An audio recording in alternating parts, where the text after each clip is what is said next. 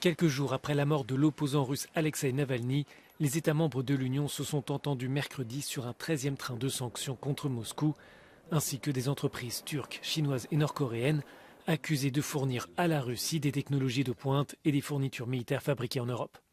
Nous devons continuer à dégrader la machine de guerre de Poutine, souligne sur X la présidente de la Commission européenne Ursula von der Leyen. From an economic point of view, we know that this is important to focus also on the connections that Russia has with companies around the world, and we also have targeted Chinese companies for that. But that's, in my view, a secondary aspect compared to the political message that, especially in this moment when Navalny was killed under the conditions we know,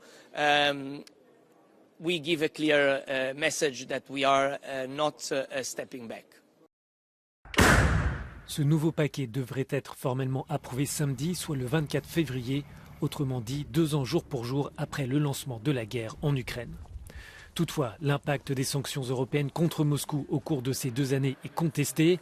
La Russie a connu en 2023 une croissance de 3,5%, soit plus que la plupart des États membres.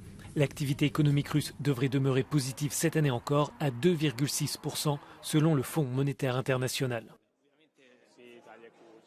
If we take more initiative on our own and we are more united as a European Union, speaking with our voice as a European Union with the rest of the world, that we can isolate more Russia, and this message needs to be given to the elites of that country so that they can also push those that are in the room of the buttons in Kremlin to change direction and change the situation.